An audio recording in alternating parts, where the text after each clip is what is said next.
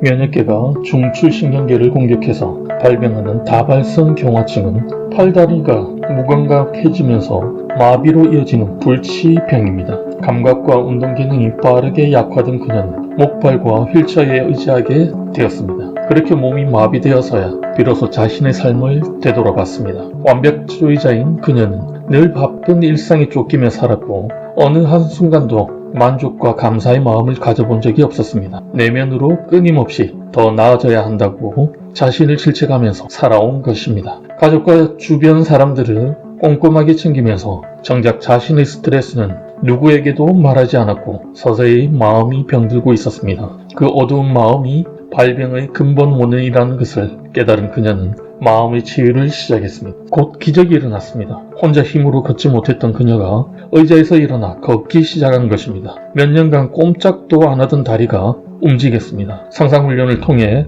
기적적으로 치유한 그녀는 완전히 새로운 인생으로 다시 태어나 축복의 날들을 보내고 있습니다. 원하는 미래의 모습을 밝은 감정으로 상상하는 멘탈 리허설. 디스펜자 박사도 젊은 시절 마법 같은 치유를 경험한 기적의 주인공이었습니다. 대형 교통사고로 척추가 무너져 회복이 힘들다는 진단을 받았지만 자신의 힘을 믿고 상상치유를 실천해서 건강을 되찾았습니다. 의사들이 권하는 부담스러운 수술 대신 자신의 치유력을 깨워 완치한 것입니다. 그 극적인 경험 이후 마음을 적극적으로 탐구해왔고 전 세계를 다니며 상상치유 워크숍을 열어 난치병 환자들을 치유하고 있습니다. 뇌의 전기 활동을 측정하는 뇌전도 측정기, 뇌전도 측정 데이터를 컴퓨터로 분석하는 정량적 뇌전도 측정기, 심장 리듬을 측정해서 분석하는 심박 변이도 분석기, 생물 에너지장 내부의 변화를 측정하는 기체 방정 부상기 등 첨단 과학 장비를 이용해 상상 훈련 중에 뇌와 심장 기능, 유전자 발현, 에너지 변화 등 측정해서 과학적 결과를 내놓았습니다. 상상치유의 무한한 효과를 바로 이해할 수 있는 과학적 자료를 제시한 것입니다. 새로운 생각은 새로운 신경회로를, 새로운 감정은 새로운 화학물질을 생성하고 새로운 유전자를 활성화시켜 결국 새로운 몸을 만들어냅니다. 디스펜자 박사가 진행하는 상상치유 워크숍에서는 조현의 기적처럼 루푸스 환자가 몇 시간 혹은 며칠 만에 건강을 되찾고 파킨슨병을 오래 앓던 환자가 더 이상 몸을 떨지 않고 외상성 뇌 손상이 치유되고 몸성의 종양들이 사라지고 오래된 관절염의 통증이 순식간에 사라지는 기적이 일어나기도 합니다. 몇 시간짜리 상상훈련을 통해 이런 기적을 낳는 건 우리 모두의 내면에 한계가 없다는 치유력이 있다는 말입니다. 우리 몸을 구성하는 아원자 입자들은 다양한 주파수로 진동하면서 전자기장을 만듭니다. 진동이 빨라질수록 방출되는 에너지가 커지고 진동이 느려지면 에너지도 약해집니다. 선풍기 날개가 천천히 돌아갈수록 바람이 약해지는 것과 같은 이치입니다. 건강한 사람의 뇌파를 측정하면 주파수가 높고 진동의 일관성이 있습니다. 에너지 진동이 빠르고 규칙적인 리듬이 있다는 말입니다. 하지만 아픈 사람의 경우 주파수가 낮고 진동성의 일관성도 없어 뇌파의 불협화음만 가득합니다. 상상훈련을 통해 낮은 에너지 상태에서 높은 에너지 상태로 변하며 기적적인 치유의 경우 에너지가 더욱 극적으로 변화하게 됩니다.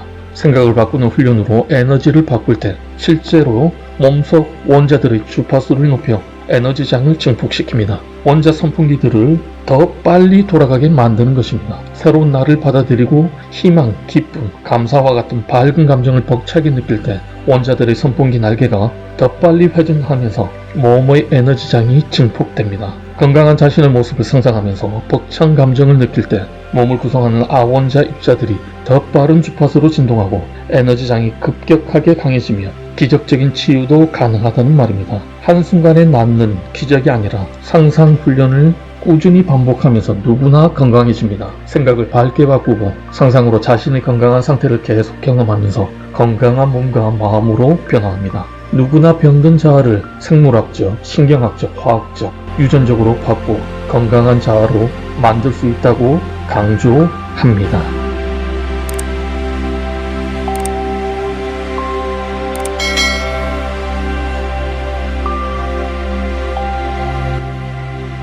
생존 확률이 5%가 안 되는 말기 인후 종양에 걸린 60대 남성이 있었다. 45kg까지 살이 빠지고 숨을 쉬기도 어려운 상태였다. 절망의 한가운데에서 칼 사이먼튼 박사를 만났다. 그는 희망이 있다고 말해준 유일한 의사였다. 종양학자이자 방사선과 전문의인 사이먼트 박사는 레지던트 시절 환자에게 악성 종양이 아이스크림 녹듯 사라지는 상상을 권했고, 실천한 환자들이 더 빨리 낫는 것을 보면서 마음에 대한 연구를 본격화했다. 그리고 1971년 상상치유를 중심으로 한 사이먼트 요법을 만들어 다양한 임상 결과를 보임으로써 의학계를 놀라게 했다. 자신의 백혈구가 관절을 매끄럽게 윤인할 때까지 다듬는 모습을 그려 통증에서 벗어났다. 스스로가 최고의 의사라는 것을 자각한 그는 더없이 건강한 노년을 보냈다. 또한 사이먼트 박사는 현대의학으로 치유가 불가능하다고 진단받은 159명의 말기암 환자를 대상으로 상상치유를 실시했다. 그중 19%는 종양이 완전히 사라지고 22%는 병의 고통스러운 증상이 사라지는 극적인 치유 결과를 얻었다. 이들은 일반 암 환자들보다 2배 이상 오래 살았고 76%가 활동적인 사회생활을 하며 평온하게 여생을 보냈다. 사이먼트 박사는 저서 마음의 수를 통해 상상치유의 극적인 효과에 대해 이렇게 말한다. 상상치유는 환자의 긍정적인 감정을 강화해서 몸을 변화시키고 치유력을 높게 건강을 회복시킨다. 아울러 바로 자신이 건강과 삶을 이끄는 주체라는 것을 자각하면서 발병 이전보다 더욱 밝은 인생을 살게 만든다. 젊은 여성인 제는 뇌종양으로 6개월밖에 살지 못한다는 병원 진단을 받았다. 그녀는 충격을 받았고 동시에 죽음에 대한 공포감이 밀려왔다. 갑자기 쓰러질지 모른다는 극도의 불안감으로 진정제를 과다 복용하기 시작했다. 제는 상상치유 권위자인 임상심리학자 진 액터버그 박사를 찾아 상담을 시작했다. 액터버그 박사는 우선 환자에게 나을 수 없다는 생각부터 버리라고 강조했다. 병원에서 말한 시한부 6개월은 평균적으로 통계치일 뿐이라는 것도 알렸다. 그리고 젠과 함께 치유에 대한 믿음을 심어줄 자료를 찾았다. 그녀와 비슷한 뇌종양 환자들 가운데 27%가 10년 이상 살았으며 완치한 이들도 있다는 사실을 알아냈다. 바로 그 순간 젠의 몸은 순식간에 변했다.